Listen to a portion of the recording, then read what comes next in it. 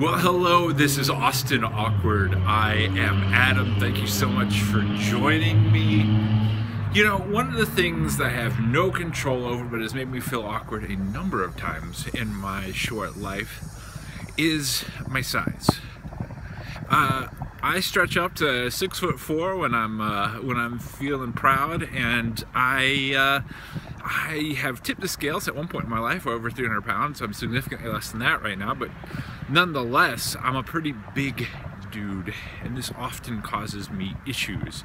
When I was young, it caused me issues because I didn't really have an understanding of how big I was, how much space I took up, and so I would bump into things or step on people's toes, or I had one teacher who swore up and down that I was purposely trying to knock them down.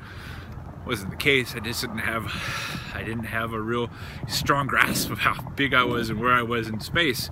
And as I got older, one of the things that I could have done to make this a little bit easier on me would have been to take part in sports. Unfortunately, I wasn't very good at sports, and I never put in the time, or I didn't have the dedication to get better at sports. So instead, I did other things, and I never developed that spatial relationship that athletes have, even the big ones, like the guys who play football and basketball and things of that nature. So that being kind of clumsy, or at least taking up a lot of space, and having issues with that as I was growing up was kind of a big deal. But then once I got older, I started to get really annoyed. It becomes really annoying, I should say, to be a big guy. An example, I recently was on a plane flight. I went ahead and booked a seat that was next to no one. I had 2 empty seats, and I said, well, I'll just take this one, and next to me there won't be anybody, and that'll be great. Well, wouldn't you know it, as soon as I get on the plane, I was late getting on the plane, and some joker had seen 2 empty seats and decided he was going to just surreptitiously jump into one of those empty seats. So when I sat down, I was like, oh man, what a bummer. 2 guys had to sit beside each other. It's never a guy and a little person. It's always 2 big dudes.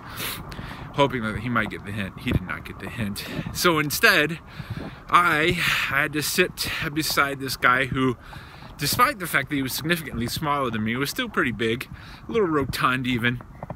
And he took up a lot of that armrest and needed a sit spread eagle, and oh man.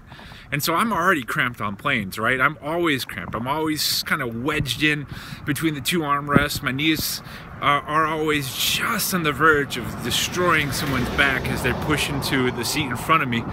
And so the whole trip, fortunately it was only an hour and 10 minutes long, but the whole trip ended up being kind of uncomfortable. This dude and I were kind of rubbing shoulders, and our knees kept rubbing into each other, and that's a little uncomfortable for dudes. We can admit that, I think. It's just one of those examples of how awkward that is. And of course, I don't know this guy, and I'm a little perturbed by the fact that he kind of stole my opportunity for sitting in all by myself and to having 2 seats to myself. That would have been awesome. But it wasn't to be, I suppose. It's just one of those examples of what happens, like, sure, being tall means I can reach things that are high up. It also means that because I'm a big guy, I can lift lots of heavy things. And those are all positives, right? But there's a negative to that, and the negative is I take up a lot of space. I bump into people's space.